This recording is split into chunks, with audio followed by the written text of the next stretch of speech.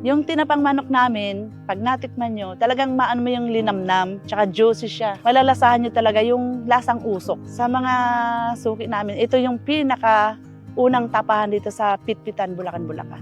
Halos 50 years mahigit na siyang ginagawa.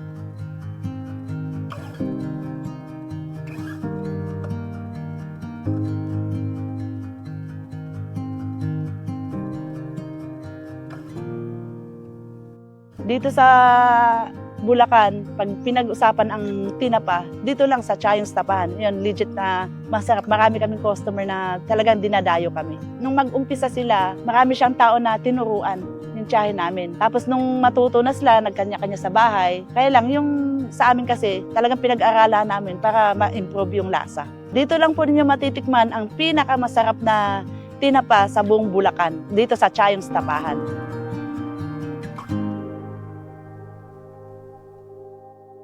Marami na kaming naubos eh. Wala nung umpisa, hindi lang siguro 1,000 piraso ang nabenta na namin. Kasi halos 2 months na eh. Araw-araw, ang binibenta naman 60 hanggang 100 pieces. Depende sa dami ng orders. Ang tinapa namin, nag-rate siya ng 350 to 400 kasi hindi man pare-parehas ng size. Depende sa laki.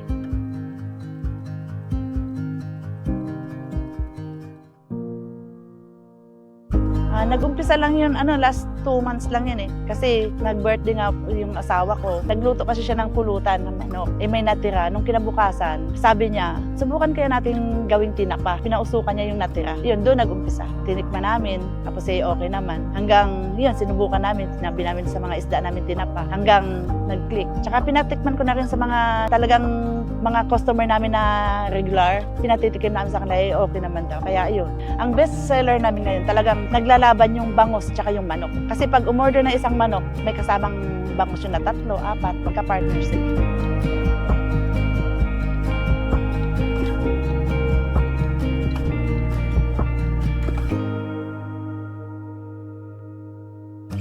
Sa amin kasi, kaya kakaiba siya dahil pinausukan. Hindi ka mukha ng grilled lang, kaya yung pina-fried. Yan, sa usok talaga. Tsaka nakita niyo naman talaga pinausukan halos 2 oras para manunuot talaga sa loob yung ng usok.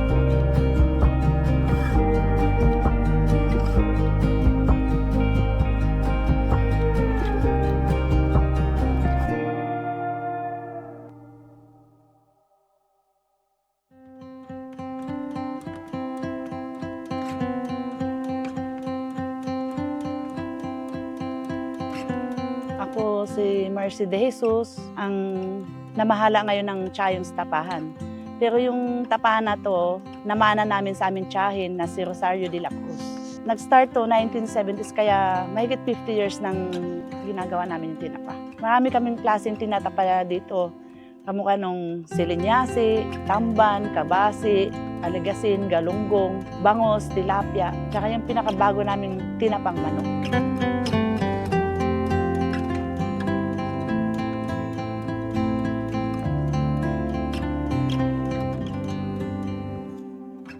Itong pagtitinapa, nag-umpisa to nung araw kasi, kwento nung may-ari na si Rosario de la Cruz.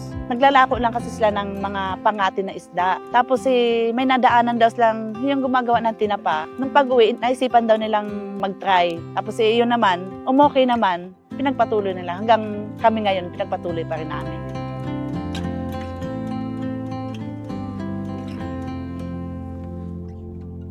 Lilinisin mo lang siya, tapos i-marinate ng ilang minuto na may timpla yun na yung pampalasa. Tapos tsaka mo siya pakuluan doon sa yung tinitimplan din namin yung tubig. Magkaiba nga lang sa isda tsaka yung manok, nakahiwala yun kasi hindi mo pwedeng pagsamahin. Tapos yun, yung timpla na yun, pagka pinakukulo mo siya mga 15 minutes, luto na yun. Tapos pagdating doon sa yung lalagay namin doon sa tray, may pamahid uli yun na may nilalagay din kaming pampalasa.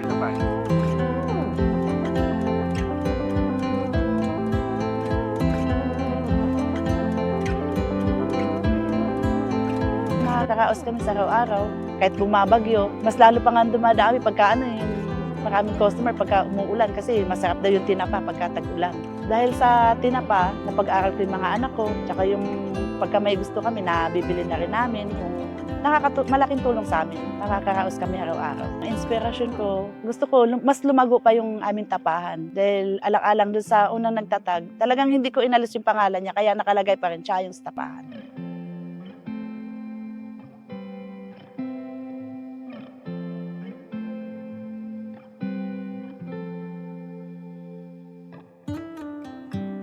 Sa mga gustong matikman yung aming tinapang manok, punta lang po kayo dito sa Chayong's Tapahan, dito sa Pitpitan, Bulacan, Bulacan. Pwede rin kayong mag-message sa amin sa FB page namin na Chayong's Tapahan.